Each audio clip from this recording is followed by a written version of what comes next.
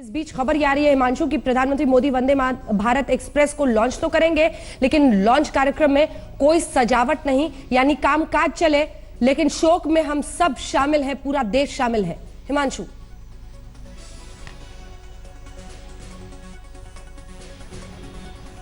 देखिए बिल्कुल अंजना, प्रधानमंत्री नरेंद्र मोदी जो है वंदे भारत जो ट्रेन है उसका लॉन्च जरूर करेंगे, लेकिन सेलिब्रेशन नहीं होगा वो किसी भी तरीके का, और वहां से सीधा वो झांसी जाएंगे। वहां पर एक कार्यक्रम है आर्मी का, उसको संबोधित जरूर करेंगे और वहां से शायद देश को संदेश भी दें इन दोनों कार्यक्रम से कि जिस तरीके की आतंकी घटना हुई है उसमें भारत चुप नहीं बैठेगा, और यही संदेश जो है वो पाकिस्तान को बताएगा कि भारत कुछ करेगा जरूर, वो चुप नहीं बैठने वाला। और उसकी रणनीति सीसीएस की बैठक में जो है बनाई जा रही है। मैं आपको बता भी रहा था कि जो गांधी जी की जो फोटो है ना, वो उनका एक नारा था कि कोई एक थप्पड़ मारे तो दूसरा गाल आगे कर दीजिए। प्रधानमंत्री नरेंद्र मोदी उसके अनुयायी जरूर है, लेकिन वो जो है वो उसको शायद इतना नहीं मानते होंगे, वो पहल नहीं करेंगे, लेकिन अगर कोई पहल करेगा तो उसका जवाब जरूर देना चाहते हैं। उरी की घटना के बाद उन्होंने सर्जिकल स्ट्राइक करके इसका एक कह सकते हैं कि नमूना पेश किया था पाकिस्तान को कि अगर आप एक मारेंगे तो हम 10 मारेंगे।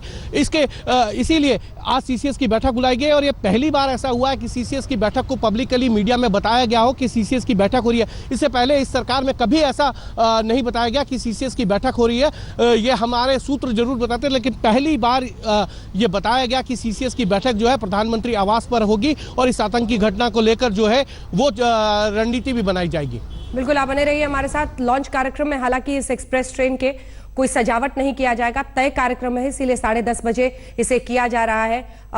एक बार शुजा के पास फिर से चलते हैं, क्योंकि शुजा, आज वहां पर एनआईए की टीम को पहुंचना है। गृहमंत्री राजनाथ सिंह भी आज दौरा कर रहे हैं जम्मू कश्मीर का। जो एफएसएल की टीमें हैं वो भी जाएंगी।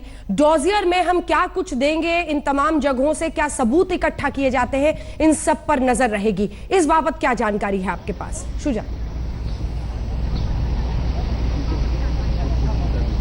जी बिल्कुल, इन सब चीज़ों पे खास फोकस रहेगा।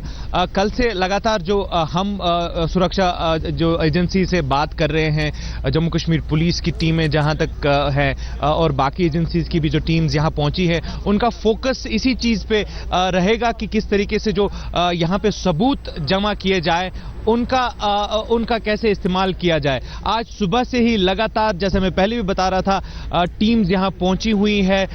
हम लोगों ने देखा कि करीब 2-2 किलोमीटर दूर तक गांव में जो है पुलिस और बाकी सुरक्षा बलों की टीमें ढूंढ रही थी कि कहीं सबूत कोई चीज मिल जाए। और यहां जो ग्राउंड जीरो की अगर बात करें तो यहां पे कुछ चीजें ऐसी मिली हैं उनको, जैसे कि उस गाड़ी के अवशेष और बाकी सब चीजें जो उस गाड़ी में थे उनको जमा करके वो ले गए हैं। श्रीनगर पुलिस हेडक्वार्टर में पहुंचा दिया गया है। उन सब चीजों को जो विश्लेषण करके उनका एक डॉजियर बना दिया जाएगा। मैं आ रही हूं आपके पास शुजा, मैं आपके पास आ रही हूं, क्योंकि आदिल अहमद डार जो आत्मघाती आतंकी ने ये हमला किया है वो भी उसी पुलवामा का रहने वाला था। इस पर मैं जानकारी आपसे लूंगी, लेकिन उससे पहले फटाफट हिमांशु के पास चलते हैं। हिमांशु, जानकारी ऐसी आ रही है कि शायद सीसीएस की बैठक खत्म हो गई है, कोई जानकारी इस पर?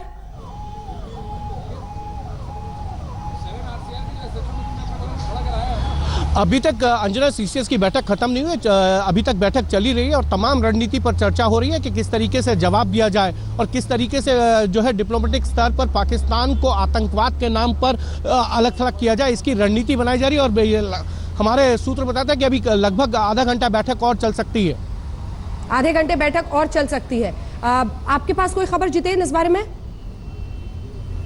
जनाब, बैठक अभी लगातार चल रही है और जानकारी ये मिल रही है कि इस बैठक के बाद एक फुल प्रूफ रणनीति बनाई जाएगी, क्योंकि अब सरकार ये चाहती है, गृहमंत्री राजनाथ सिंह ने कल ही ये कह दिया है कि पाकिस्तान की तरफ से जो जैश ए मोहम्मद को पीछे से समर्थन दिया जा रहा है उसका वो मुंहतोड़ जवाब देंगे। तो इन तमाम चीजों पर जो रणनीति तैयार की जा रही है उसके लिए बड़े स्तर पर आगे कदम उठाया जाएगा, क्योंकि अब सरकार के पास और जो फॉरेंसिक टीम है वो वहां पर पहुंच रही है, उसके पास 2-3 इंपॉर्टेंट चीजें हैं जिस पर वो लोग काम करने की कोशिश कर रहे हैं, जिसमें कि विस्फोटक किस तरीके से आया है, एनआईए की टीम वहां पर पहुंच रही है और विस्फोटक का इस्तेमाल किस तरीके से इतनी भारी संख्या में किया है आतंकियों ने, उस पर भी विस्तृत जानकारी हासिल की जा रही है। एक सबसे बड़ी चीज है कि लाइन ऑफ कंट्रोल के उस पार से विस्फोटक आया या फिर इंटरनेशनल बॉर्डर के उस पार से इतनी भारी मात्रा में विस्फोटक आया, इन तमाम चीजों की भी छानबीन एनआईए की तरफ से की जाएगी। और जो उनकी फॉरेंसिक टीम है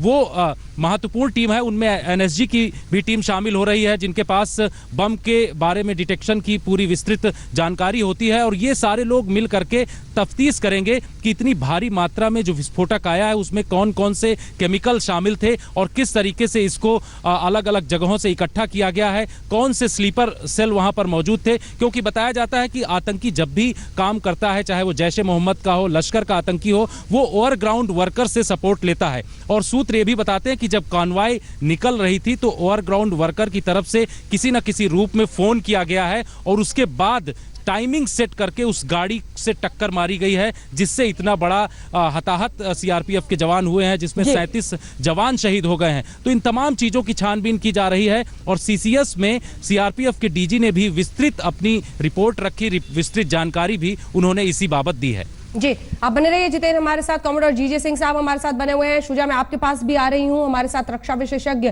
पूरी अपनी जिंदगी आर्मी में खपाने वाले जीजी सिंह बख्शी साहब भी इस वक्त जुड़ चुके हैं। सबसे पहले मैं लेकिन आप भी चाहती हूँ, जीडी बख्शी साहब आप भी सुने, जीजे सिंह साहब भी सुने।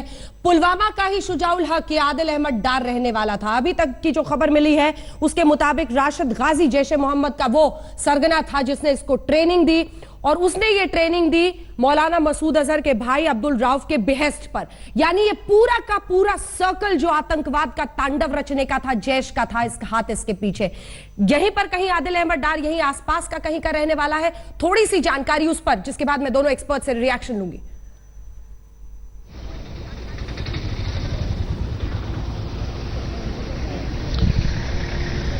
जी जी बिल्कुल, देखिए आदिल अहमद डार जिसके बारे में बताया जा रहा है कि वो ये हमलावर था, इस गाड़ी में बैठा हुआ था, इस जगह से मैं आपको बता दूं उसका घर करीब 10 से 15 किलोमीटर दूर है। पुलवामा का रहने वाला है ये लड़का। पिछले 1 साल से ही जो है सक्रिय था।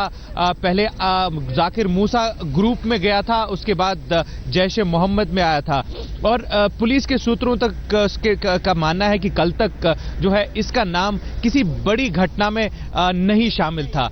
ये लड़का जैसा मैं बता रहा था कि कुछ ही देर पहले इन ग्रुपों में शामिल हुआ था, लेकिन साफ जाहिर है कि इंडॉक्ट्रिनेशन बहुत थी, इसी वजह से इतना बड़ा हमला कर पाया। जी, आप बने रहिए हमारे साथ। जिस तरह का लॉजिस्टिकल सपोर्ट इसको जैश ए मोहम्मद की तरफ से पूरी मदद दी गई, इन सब पर चर्चा करेंगे उस पाकिस्तान पर भी जिसकी आतंक परस्ती खत्म नहीं होती है, एक के बाद एक हमले। लेकिन इन सब के बीच सीसीएस की बैठक से क्या निकलता है, देश की है इस पर नजर। फौरन लौट रहे हैं।